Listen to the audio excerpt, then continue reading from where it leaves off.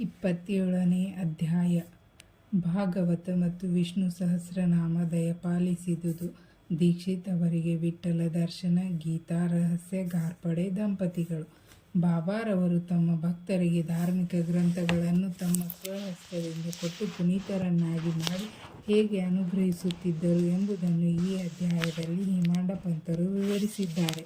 ಮಾನವನು ಸಾಗರದಲ್ಲಿ ಸ್ನಾನ ಮಾಡಿದರೆ ಸಮಸ್ತ ಪವಿತ್ರ ಕ್ಷೇತ್ರಗಳಲ್ಲಿಯೂ ಮತ್ತು ಪುಣ್ಯ ನದಿಗಳಲ್ಲಿಯೂ ಮಿಂದ ಪುಣ್ಯ ದೊರಕುತ್ತದೆ. ಅವನು ಸದ್ಗುರುವಿಗೆ ನಮಿಸಿದರೆ ತ್ರಿಮೂರ್ತಿಗಳಿಗೂ ಮತ್ತು ಪರಬ್ರಹ್ಮನಿಗೂ ನಮಸ್ಕರಿಸಿದ ಪುಣ್ಯ ಲಭಿಸುತ್ತದೆ. ಆದುದರಿಂದ ಭಕ್ತರ ಕಲ್ಪತರುವು ವರ ಕಾಮಧೇನುವು ಜ್ಞಾನಸಾಗರವೂ ಆದ ಶ್ರೀ ಸಾಯಿ ಬಾಬಾರವರಿಗೆ ಜಯತು. ಓ ಸಾಯಿ, ನಿನ್ನ ಕಥೆಗಳಲ್ಲಿ ನಮಗೆ ಪ್ರೀತಿಯನ್ನು ಹುಟ್ಟಿಸು. ಜಾತಕ ಪಕ್ಷಿಯು ಮಳೆಯ ನೀರನ್ನು ಕುಡಿದು ಸಂತೋಷ ಪಡುವಂತೆ ವಾಚಕರು ಮತ್ತು ಶ್ರವಣ ಮಾಡುವವರು ನಿನ್ನ ಕಥೆಗಳನ್ನು ಸಹ ಅದೇ ತರಹದ ರುಚಿಯಿಂದ ಸ್ವಾದಿಸುವಂತಾಗಲಿ. ನಿನ್ನ ಲೀಲೆಗಳನ್ನು ಕೇಳುತ್ತಾ ಅವರ ಶರೀರವು ಬೆವರಲಿ, ನಯನಗಳಿಂದ ಆನಂದ ಬಾಷ್ಪ ಹರಿಯಲಿ, ಪ್ರಾಣಗಳು ನಿಶ್ಚಲವಾಗಿ ಮನಸ್ಸು ಶಾಂತಿ ಪಡೆಯಲಿ, ಅವರು ರೋಮಾಂಚಿತರಾಗಿ ಶೋಕಿಸಿ ರೋಧಿಸಲಿ, ಚಿಕ್ಕದು ದೊಡ್ಡದು ಎಂಬ ಭೇದ ಭಾವ ತೊಲಗಲಿ. ಈ ರೀತಿ ಅವರು ಮತ್ತು ಅವರ ಕುಟುಂಬವು ಸಾತ್ವಿಕ ಪ್ರೇರಣೆಯನ್ನು ಹೊಂದುವಂತಾಗಲಿ. ಇವು ಲಭಿಸಿದ್ದಾದರೆ ಅವರಿಗೆ ಗುರುವಿನ ಕೃಪಾಕಟಾಕ್ಷ ಲಭಿಸಿದೆಂದೇ ಅರ್ಥ. ಈ ತರಹದ ಅನುಕಂಪವು ನಿಮ್ಮಲ್ಲಿ ಉಂಟಾದಾಗ ಗುರುವು ಮೆಚ್ಚಿ ನಿಮ್ಮ ಗುರಿಯಾದ ಸಾಕ್ಷಾತ್ಕಾರದತ್ತ ನಿಮ್ಮನ್ನು ಒಯ್ಯುವನು. ಬಾಬಾರವರಿಗೆ ಸಂಪೂರ್ಣ ಶರಣಾಗತಿ ಹೊಂದುವುದೇ ಮಾಯೆ ಎಂಬ ಬಂಧನದಿಂದ ಮುಕ್ತರಾಗಲು ಒಳ್ಳೆಯ ದಾರಿ. ಇದು ವೇದಗಳಿಂದ ಸಾಧ್ಯವಿಲ್ಲ, ಸದ್ಗುರುವಿನಿಂದ ಮಾತ್ರ ಸಾಧ್ಯ. ಪವಿತ್ರ ಗ್ರಂಥಗಳ ದಯಪಾಲನೆ. ಸಾಯಿ ಬಾಬಾ ವಿವಿಧ ರೂಪದಲ್ಲಿ ಉಪದೇಶಗಳನ್ನು ಹೇಗೆ ನೀಡುತ್ತಿದ್ದರು ಎಂಬುದನ್ನು ಈಗಾಗಲೇ ವಿವರಿಸಿದ್ದೇವೆ. ಈಗ ಅದರಲ್ಲಿ ಒಂದು ಮುಖ್ಯ ರೀತಿಯನ್ನು ನೋಡೋಣ. ಭಕ್ತರು ತಾವು ಪಠಿಸಲಿಚ್ಛಿಸಿದ ಗ್ರಂಥಗಳನ್ನು ಬಾಬಾರವರ ಕೈಗಿತ್ತು ಅವು ಅವರಿಂದ ಸ್ಪರ್ಶಿಸಲ್ಪಟ್ಟು ಪವಿತ್ರವಾದ ನಂತರ ಅವುಗಳನ್ನು ಓದುವ ವಾಡಿಕೆ ಇತ್ತು.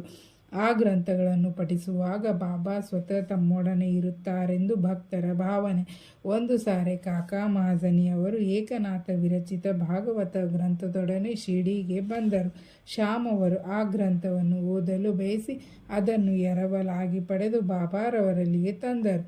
ಆಗ ಬಾಬಾರವರು ಅದನ್ನು ತೆಗೆದುಕೊಂಡು ಸ್ವಲ್ಪ ಪುಟಗಳನ್ನು ತಿರುವಿ ಹಾಕಿ, ಇದನ್ನು ನೀನೇ ಇಟ್ಟುಕೋ ಎಂದರು. ಅದಕ್ಕೆ ಶ್ಯಾಮ್ ಅವರು ಅದು ತಮ್ಮದಲ್ಲವೆಂದು ಕಾಕಾರವರಿಗೆ ಅದನ್ನು ಪುನಃ ಕೊಡಬೇಕೆಂದು ತಿಳಿಸಿದರು.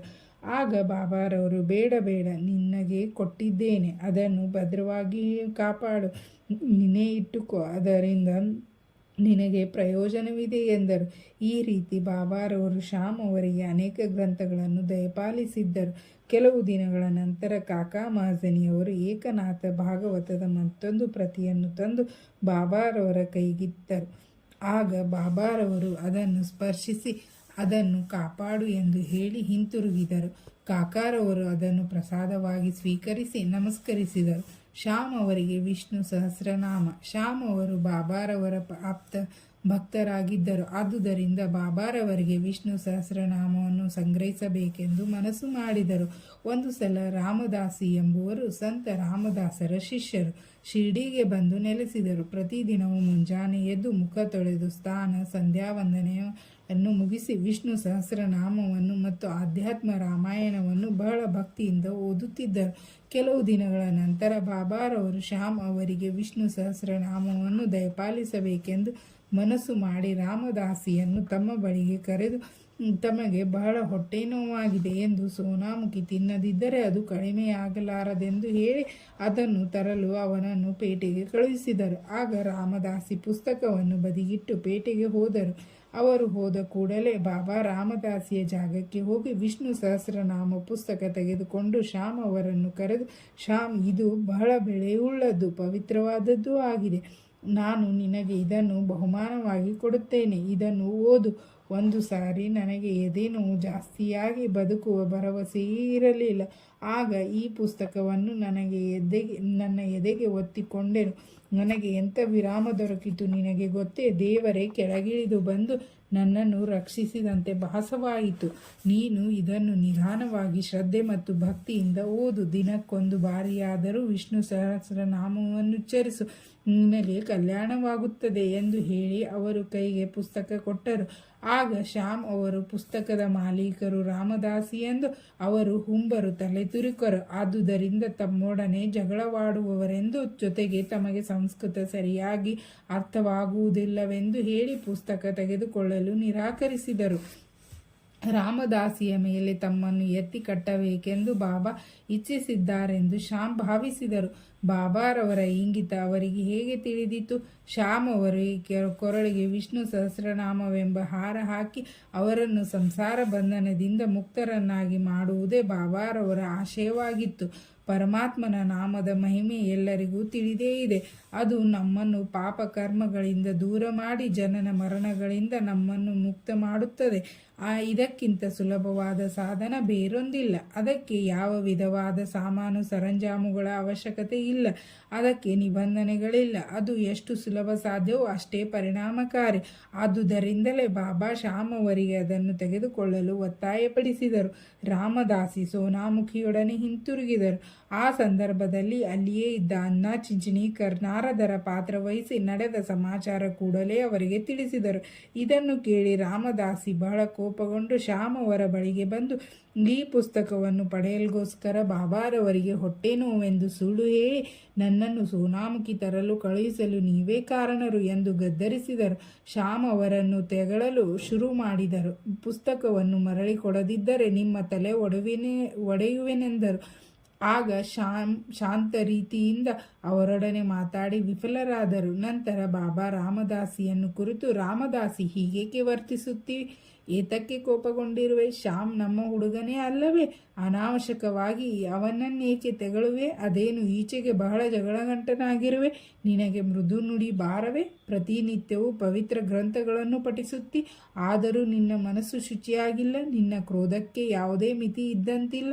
ನೀನೆಂಥ ರಾಮದಾಸಿಯೋ? ಸಕಲ ವಸ್ತುಗಳಲ್ಲಿ ವಿರಕ್ತಿಯನ್ನು ತೋರಿಸಬೇಕು. ನಿಜವಾದ ರಾಮದಾಸಿಗೆ ಮಮತೆ ಇರುವುದಿಲ್ಲ.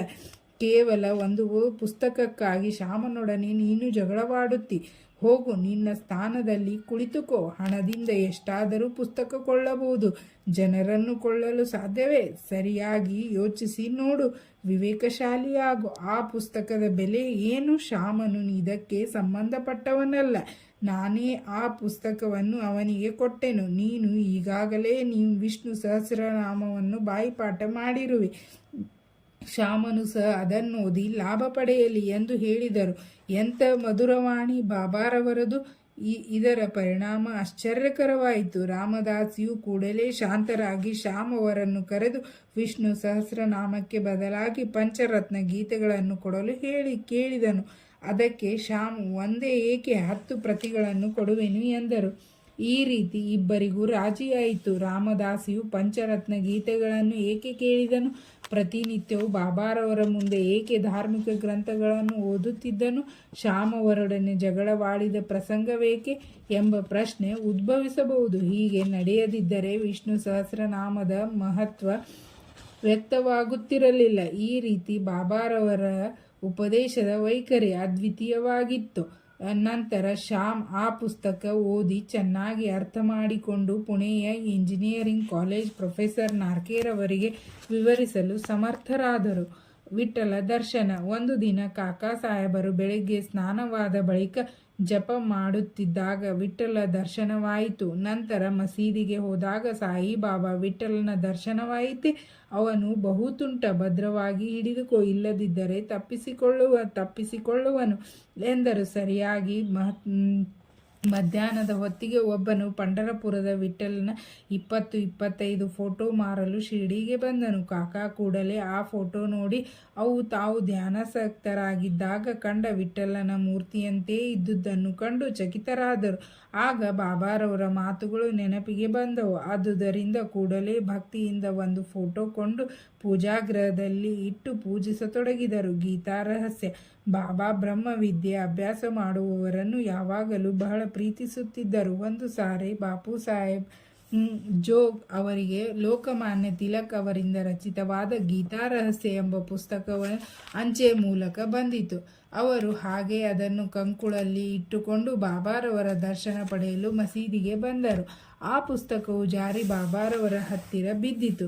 ಬಾಬಾರವರು ಅದೇನೆಂದು ಕೇಳಲು ಬಾಪು ಸಾಹೇಬ್ ಕಟ್ಟನ್ನು ಬಿಚ್ಚಿ ಪುಸ್ತಕವನ್ನು ಬಾಬಾರವರ ಕೈಗಿತ್ತರು. ಆಗ ಬಾಬಾ ತಮ್ಮ ಕಿಸೆಯಿಂದ 1 ರೂಪಾಯಿಯನ್ನು ತೆಗೆದು ಆ ಪುಸ್ತಕದ ಮೇಲಿಟ್ಟು ಅದನ್ನು ಅವರಿಗೆ ಕೊಟ್ಟು, ಇದನ್ನು ಪೂರ್ತಿಯಾಗಿ ಓದು, ನಿನಗೆ ಒಳ್ಳೆಯದಾಗುತ್ತದೆ ಎಂದರು. ಘಾರ್ಪಡೆ ದಂಪತಿಗಳು. ಘಾರ್ಪಡೆಯರವರ ವಿಚಾರವನ್ನು ಸ್ವಲ್ಪ ಕೇಳಿ ಈ ಅಧ್ಯಾಯವನ್ನು ಮುಗಿಸೋಣ. ಒಂದು ಸಾರಿ ದಾದಾ ಸಾಹೇಬ್ ಘಾರ್ಪಡೆಯವರು ಕುಟುಂಬ ಸಮೇತ ಶಿರ್ಡಿಗೆ ಬಂದು ಕೆಲವು ಕಾಲ ಅಲ್ಲಿ ವಾಸಿಸಿದ್ದರು. ದಾದಾ ಸಾಹೇಬರು ಸಾಮಾನ್ಯರಲ್ಲ. ಅವರು ದಿಲ್ಲಿ ರಾಜ್ಯ ಪರಿಷತ್ತಿನ ಸದಸ್ಯರು, ಅಮರಾವತಿಯ ಪ್ರಸಿದ್ಧ ವಕೀಲರು, ಸುಪ್ರಸಿದ್ಧ ಭಾಷಣಕಾರರು ಸಹ ಆಗಿದ್ದರು. ಆದರೆ ಬಾಬಾರವರ ಎದುರಿಗೆ ಮಾತನಾಡಲು ಅವರಿಗೆ ಧೈರ್ಯವಿರಲಿಲ್ಲ. ಅನೇಕರು ಬಾಬಾರವರಿಗೆ ವಾದಿಸುತ್ತಿದ್ದರು. ಆದರೆ ಘಾರ್ಪಡೆ, ನೂಲ್ಕರ್, ಬೂಟಿ ಇವರು ಮಾತ್ರ ಮೌನದಿಂದ ಇರುತ್ತಿದ್ದರು. ಅವರು ಸಾಮಾನ್ಯವಾಗಿಯೂ ವಿನಯ ಸಂಪನ್ನರಾಗಿಯೂ ಇದ್ದರು. ಪಂಚದಶಿ ವಿದ್ಯಾರಣ್ಯದಿಂದ ರಚಿತವಾದ ವೇದಾಂತದ ತಿರುಳನ್ನು ಸ್ಪಷ್ಟವಾಗಿ ವಿವರಿಸಬಲ್ಲವರಾದ ದಾದಾ ಸಾಹೇಬ್ ಬಾಬಾರವರ ಎದುರು ಒಂದು ಮಾತು ಸಹ ಆಡುತ್ತಿರಲಿಲ್ಲ. ಮಾನವನು ಎಷ್ಟೇ ವಿದ್ವಾಂಸನಾಗಿದ್ದರೂ ಬ್ರಹ್ಮಜ್ಞಾನ ಪಡೆದವನ ಸರಿಸಮಾನ ನಿಲ್ಲಲಾರನು.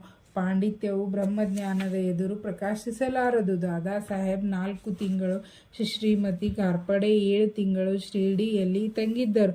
ಶ್ರೀಮತಿ ಘಾರ್ಪಡೆ ಅವರು ನಿಶ್ಚಲವಾದ ಭಕ್ತಿಯುತರಾಗಿದ್ದು ಬಾಬಾರವರನ್ನು ಅತಿಶಯವಾಗಿ ಪ್ರೀತಿಸುತ್ತಿದ್ದರು. ಪ್ರತಿನಿತ್ಯ ತಾವೇ ಸ್ವತಃ ಬಾಬಾರವರಿಗೆ ನೈವೇದ್ಯ ತಂದು ಅರ್ಪಿಸಿ ಅವರು ಊಟ ಮಾಡಿದ ನಂತರವೇ ತಾವು ಊಟ ಮಾಡುತ್ತಿದ್ದರು.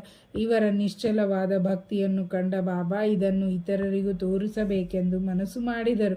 ಒಂದು ದಿನ ಶ್ರೀಮತಿಯವರು ಪೂರಿ, ಪಲ್ಯ, ಅನ್ನ, ಸಾರು ಮುಂತಾದವುಗಳನ್ನು ಮಸೀದಿಗೆ ತಂದರು. ಬಾಬಾ ಬಹಳ ಹೊತ್ತು ಕಾಯುತ್ತಿದ್ದರು. ಇವರು ಬಂದ ಕೂಡಲೇ ಊಟ ಮಾಡಲು ಕುಳಿತು ಅವರು ತಂದ ಪದಾರ್ಥ ತಿನ್ನಲು ಆರಂಭಿಸಿದರು. ಆಗ ಶ್ಯಾಮ್, ದೇವಾ, ಈ ಭೇದವೇಕೆ? ಇತರರು ತಂದ ನೈವೇದ್ಯವನ್ನು ಕಣ್ಣೆತ್ತಿಯೂ ಸಹ ನೋಡದೆ ಶ್ರೀಮತಿ ಘಾರ್ಪಡೆಯವರ ಆಹಾರವನ್ನು ಮಾತ್ರ ಸ್ವೀಕರಿಸುತ್ತಿದ್ದೀರಿ.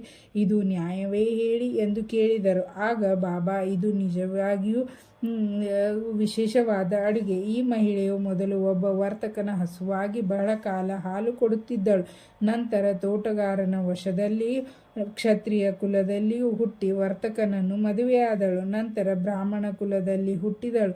ಇವಳನ್ನು ಬಹಳ ಕಾಲದ ನಂತರ ನೋಡುತ್ತಿದ್ದೇನೆ. ಆದುದರಿಂದ ಅವಳ ಪ್ರೀತಿಯ 2 ತುತ್ತುಗಳನ್ನು ಸ್ವೀಕರಿಸುತ್ತಿದ್ದೇನೆ ಎಂಬುದಾಗಿ ವಿವರಿಸಿದರು. ಹೀಗೆ ಹೇಳಿ ಊಟ ಮುಗಿಸಿ ತೃಪ್ತಿಯಿಂದ ಆಸನದಲ್ಲಿ ಬಂದು ಕುಳಿತರು. ಆಮೇಲೆ ಶ್ರೀಮತಿ ಘಾರ್ಪಡೆ ಬಾಬಾರವರ ಪಾದ ಸಂವಾದ ಮಾಡುತ್ತಾ ಕುಳಿತರು. ಇದನ್ನು ನೋಡಿ ಶ್ಯಾಮ್, ಸೇವೆ ಚೆನ್ನಾಗಿ ನಡೆಯುತ್ತಿದೆ.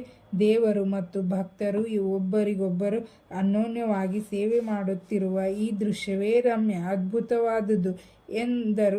ಅವರ ನಿಸ್ಸಹ ಸೇವೆಯನ್ನು ಸ್ವೀಕರಿಸಿದ ಬಾಬಾ ತಾಯಿಯನ್ನು ಕುರಿತು ಮೃದುವಾಗಿ ರಾಜಾರಾಮ್ ರಾಜಾರಾಮ್ ಎಂದು ನುಡಿದರೆ ಸಾಕು, ನಿಮ್ಮ ಕಷ್ಟಗಳೆಲ್ಲವೂ ದೂರವಾಗುತ್ತವೆ ಎಂದು ಹೇಳಿದರು. ಧಾರ್ಮಿಕ ವಿಚಾರಗಳ ಅನುಭವ ಇಲ್ಲದವರಿಗೆ ಇದು ಸಾಮಾನ್ಯವಾಗಿ ಕಾಣಬಹುದು. ಆದರೆ ನಿಜವಾಗಿಯೂ ಹಾಗಲ್ಲ. ಇದೇ ಅಮೂಲ್ಯವಾದ ಶಕ್ತಿಪಾತ. ಅಂದರೆ ಗುರು ಶಿಷ್ಯನಿಗೆ ತನ್ನ ಶಕ್ತಿಯನ್ನು ವರ್ಗಾಯಿಸುವುದು. ಬಾಬಾರವರ ವ್ಯಾಖ್ಯೆಗಳು ಎಂತಹ ಪರಿಣಾಮಕಾರಿ! ಒಂದೇ ಕ್ಷಣದಲ್ಲಿ ಅವು ಘಾರ್ಪಡೆಯ ತಾಯಿ ಹೃದಯದಲ್ಲಿ ನೆಲೆಸಿದವು. ಈ ಕತೆ ಗುರುವಿಗೂ ಶಿಷ್ಯನಿಗೂ ಇರಬೇಕಾದ ಸಂಬಂಧ ವಿವರಿಸುತ್ತದೆ. ಶ್ರೀ ಸಾಯಿ ಪ್ರಣಾಮ. ಇಲ್ಲಿಗೆ 27ನೇ ಅಧ್ಯಾಯ ಮುಕ್ತಾಯವಾಯಿತು.